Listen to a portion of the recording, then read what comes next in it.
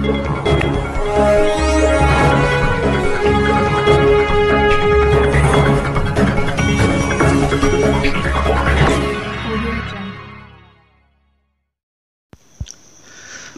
dengan adanya kredit macet pada Bank NTT yang mencapai kurang lebih 300 miliar menjadi pertanyaan anggota DPRD Provinsi Nusa Tenggara Timur. Sebab kredit macet dengan jumlah uang yang cukup banyak dapat mengancam perkembangan Bank NTT selanjutnya. Sesungguhnya ada apa dengan pengelolaan bank milik masyarakat Nusa Tenggara Timur? Bahkan, menurut Leonardus Lelo, Wakil Ketua Komisi 3, masalah kredit macet Bank NTT saat ini sudah berada pada posisi lampu kuning. Itu berarti ada masalah yang cukup serius. Oleh sebab itu, Komisi 3 DPRD NTT memanggil seluruh jajaran Dewan Komisaris dan Dewan Direksi Bank NTT guna mengikuti rapat dengar pendapat yang akan dilaksanakan pada 9 Juni 2020. Hal tersebut disampaikan oleh Wakil Ketua Komisi 3 DPRD NTT Leonardus Lelo dari fraksi Demokrat dan Victor Madowatun dari fraksi PDI Perjuangan kepada awak media Selasa 2 Juni 2020 bertempat di ruangan Komisi 3 DPRD NTT. Untuk mengetahui lebih jelas selanjutnya, mari kita simak komentar kedua wakil rakyat dari Komisi 3 DPRD Nusa Tenggara Timur. Saya punya pertanyaan itu, kan tidak masuk akal. Orang dari PT Budiman orang Jakarta. Orang Jakarta. Kok bisa datang pinjam uang bank DT? Di Jakarta bank itu dari kita keluar pun langsung bank, Pak. Semua bank ada di sana. Nah itu saya rasa anehnya di situ. Kalau perusahaan-perusahaan besar kok masa bisa dia bisa pinjam uang di Jakarta, udah kan pinjam uang di NTT yang daerahnya sulit, dengan bank yang bank buku 2 ini bank NTT. Nah ini kan saya rasa kenapa bank NTT ada apa di situ? Apakah ada kemudahan kredit atau tanpa jaminan atau apa? Kita tidak mengerti soal ini. Nah, kalau misalnya mereka bisa pinjam, mereka di Jakarta bisa pinjam uang di Jakarta, datang bank NTT kan lebih bagus, toh? Investasi NTT akan naik, kemiskinan akan turun. Ini kita uang kan bawa keluar, Pak. Kita tidak tahu investasi apa. Ini kan juga susah. Nah, yang naik tanya di Paleo, karena Paleo lebih tahu.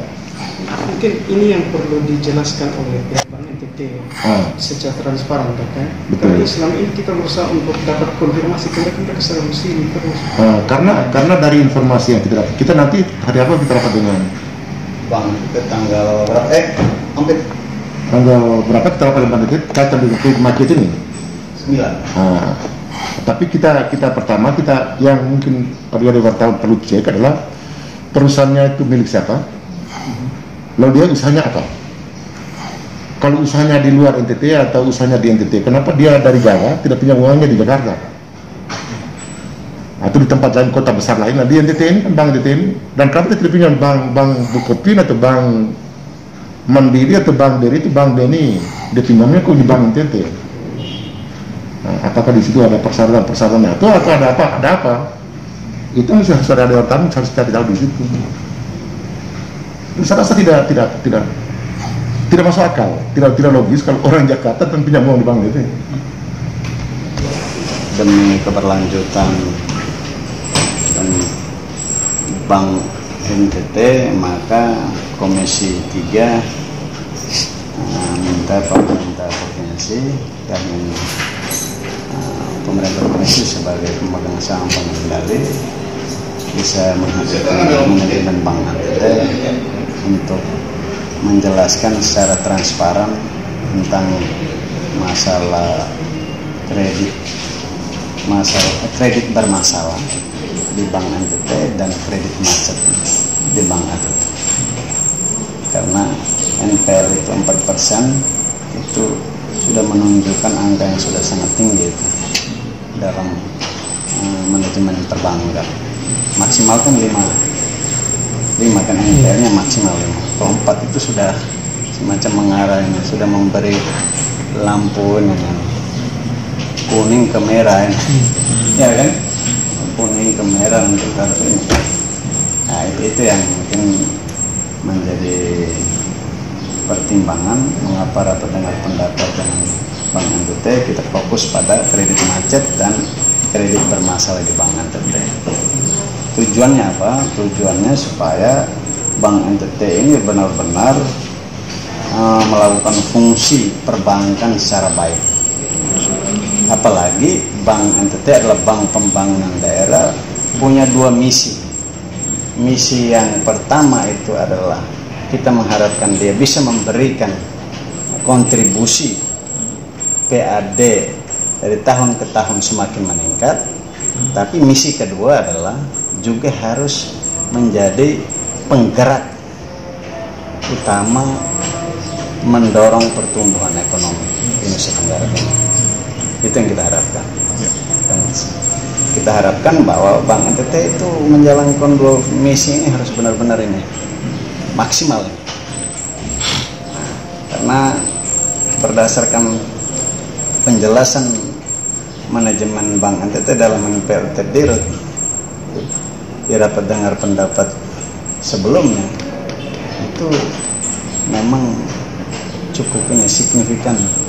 Menurut hemat saya itu ini kredit bermasalah dan kredit macet hampir mencapai 300-an miliar. Termasuk mungkin harus dikaji lagi Bank NTT cabang Surabaya. Karena itu dilihat dari sisi efektivitas, efisiensi, upaya mendorong pertumbuhan ekonomi di Nusa Tenggara Timur yang betul-betul bermanfaat untuk pelaku usaha mikro kecil dan menengah tidak ada. Itu yang selalu saya katakan apa? Itu terjadi capital outflow. Sudah adanya capital outflow, bermasalah lagi. Yaitu kredit macet mencapai hampir 130 miliar lebih, persisnya itu kan Bank NTT yang tahu gitu. Tapi garis besarnya seperti itu. Jadi harus dikaji lagi Bank NTT cabang Surabaya. Ini RDP tanggal 9 ini apakah Dewan Direksi saja atau tidak? Dewan Direksi dan Dewan Komisaris. Yang namanya manajemen sebuah BUMD atau perusahaan dalam perseroan terbatas itu ada Dewan Direksi, ada Dewan Komisaris. Mengapa melibatkan Dewan Komisaris? Karena dari sisi perbankan, fungsi Dewan Komisaris melakukan pengawasan dan juga bisa memberikan rekomendasi terhadap sebuah kebijakan. Termasuk juga adalah pemberian kredit.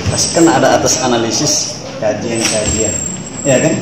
Apakah bisa tidak ini memberikan kredit pada debitur dengan kondisi seperti ini misalnya berdasarkan kajian, ya kan? Apa boleh, apa tidak? Dia juga harus ini. Sehingga pertanggungjawaban terhadap manajemen ini Bank NTT itu benar-benar ini sinergis dan ini energi untuk ini untuk ini eksistensi atau untuk juga untuk ini pengembangan manajemen bank itu sendiri. Jadi kalau tidak, saya berpikir tanggung jawab besar juga terletak pada ini tangan Dewan Komisaris. Karena melakukan fungsi pengawasan, dia tahu bahwa ini tidak bisa debitur ini. Kalau mau lakukan pinjaman, mengajukan pinjaman pada Bank NTT, tapi kenapa dia berani memberikan persetujuan atau rekomendasi melakukan pinjaman? Kan begitu kan? Nah, itu yang kita harapkan, bahwa memang kami Komisi 3 harus menyampaikan secara tegas bahwa untuk manajemen Bank NTT lebih profesional ke depan itu kehadiran Dewan Direksi dan Dewan Komisaris, termasuk juga BUMD lain, termasuk PT Jamkrida, PT Kawasan Industri Bawah, sehingga perjalanan manajemen ini BUMD ini betul-betul ini maksimal. Kalau tidak, ini juga nanti istilahnya saling melempar kesalahan. Siapa sih yang lebih bersalah? Ya, dalam hal misalnya terjadi ini nih, kredit bermasalah atau sampai dan kredit macet, ya kan? Itu yang mungkin kita harapkan, kehadiran komisaris, Dewan Komisaris itu penting dalam rapat komisi, rapat dengar pendapat dengan Komisi 3 DPRD NTT. Itu yang saya sampaikan.